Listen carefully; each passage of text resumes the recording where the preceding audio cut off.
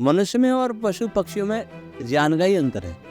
लेकिन यमुना के किनारे रहने वाले किसी मल्लाह का बेटा अगर उसने तैरना नहीं सीखा तो वो डूब जाएगा। सृष्टि को सबसे अच्छा वही बता सकता है जिसने बनाई है। जैसे आज की डेट में लोग प्रोडक्ट्स खरीदते हैं तो उसकी मैनुअल होती है, तो वेद सृष्टि की मैनुअल है एक प्रकार से। वेदों में साइंस की बात कही गई है, ये वाक्य पूरा सही नहीं है। पूरा सत्य ये है कि वेद साइंस ही है।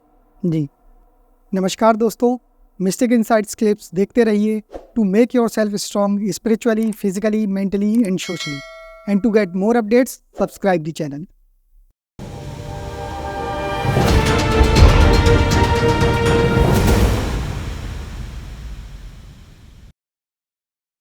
तो सर, जैसे कि आप लोगों को अवेयर भी कर रहे हैं वेदास के लिए कि वेदास पढ़ो, ज़्यादा से ज़्यादा लोग जाने वेदों को, तो आखिर क्या ज़रूरी है कि हर व्यक्ति वेदों को जाने ही? क्या बहुत ज़रूरी है कि इसका अध्ययन करना ही चाहिए हर व्यक्ति को?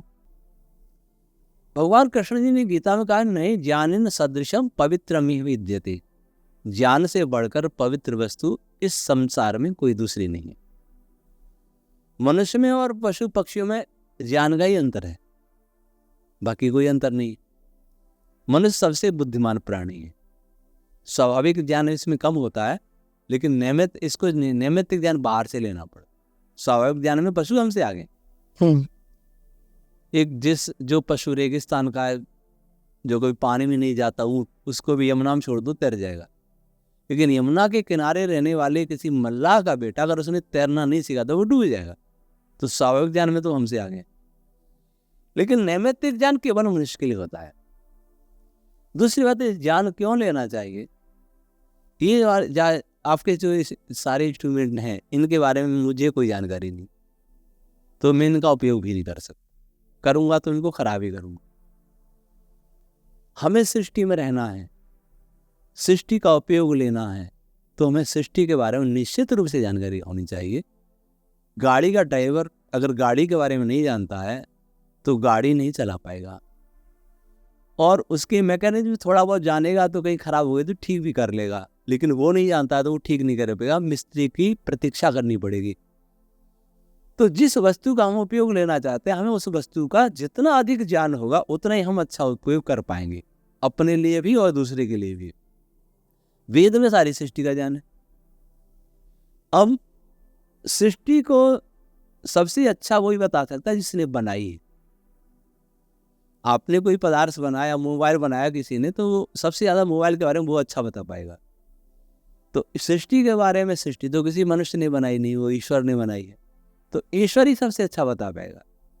तो ईश्वरी ग्रंथ है वेद, इसलिए वेद सबको पढ़ना चाहिए ताकि उस सृष्टि को जाने, सृष्टि में कैसे राजा ये जाने, और कैसे रह के परमात्मा को कैसे प्राप्त किया जाए, अपना कैसे साक्षात्कार किया जाए, ये वो जाने। इसलिए वेद पढ़ना चाहिए। मतलब जैसे हर चीज़, जैसे आज की डेट में लोग प्रोडक्ट्स खरीदते हैं तो उसकी मैनुअल होती है, तो वेद सृष्टि की मैनुअल है एक प्रकार से। बिल्कुल। उसको देख के हम जान सकते हैं कि हमको क्या करना, कैसे करना, क्यों करना है। मैनुअल में तो केवल यही जानकारी है। वेद में तो यह भी जानकारी है सृष्टि कैसे बनी है, उसके कौन कौन से कंटेंट हैं, कैसे कैसे कौन कौन सी तरंगें क्या क्या काम कर रही हैं, प्रलय कैसे होता है, वो सारा है। मैनुअल में तो केवल उसके उपयोग की विधि है, इसमें तो उसके बनने की भी विधि है।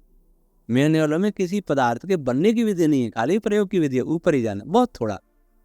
लेकिन वेद में तो इससे बनने की विधिवत क्रमबद्ध व्याख्या है वेद में। उससे क्या होगा? एक तो उसमें उपयोग करेगा। कैसे उपयोग करेगा? जैसे मान लीजिए सूर्य के बारे में हमें जानकारी, तो सूर्य की किरणों से हमें क्या लाभ लेना ये जानेगा।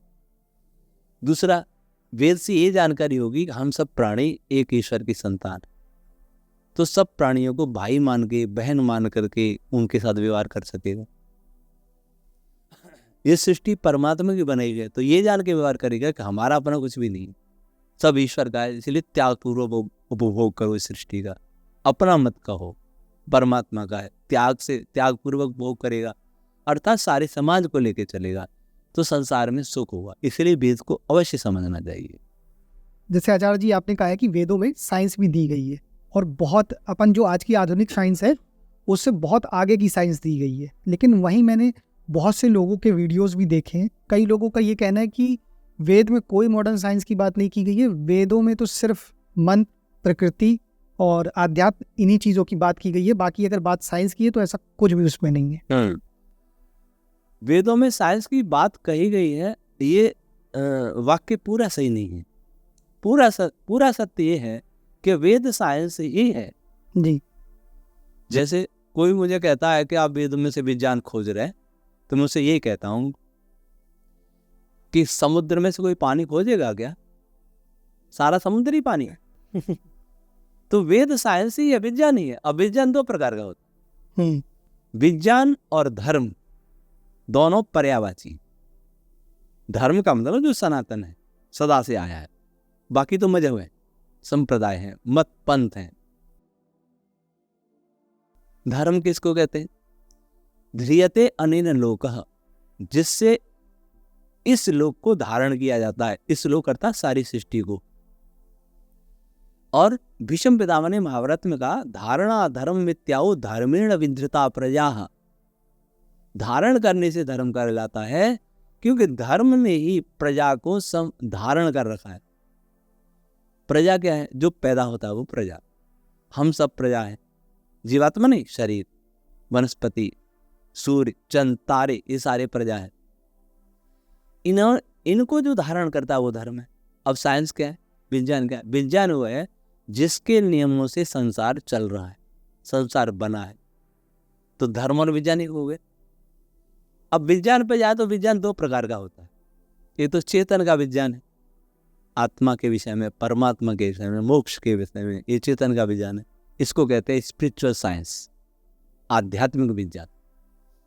और एक जड़ पदार्थों का विज्ञान, सारे ब्रह्मांड का विज्ञान, केमिस्ट्री है, फिजिक्स है, मैथ है, बायोलॉजी, जूलॉजी है, बॉटनी है, ये सब, ये है जड़ पदार्थ का विज्ञान। इसको वर्तमान अवस्था में साइंस कह देते हैं। तो विज्ञान और धर्म दोनों एक ही है। इसलिए वेद में विज्ञान नहीं बल्कि वेद विज्ञान ही है, दोनों प्रकार का विज्ञान उसमें। और जो ये कहते हैं कि ऐसा कुछ नहीं है, उनसे ये पूछा जाए आपने वेद पढ़े? वो कहते वेद में मंत्र है। हाँ, मंत्र ही तो है, मंत्रों से ही सृष्टि बनी है।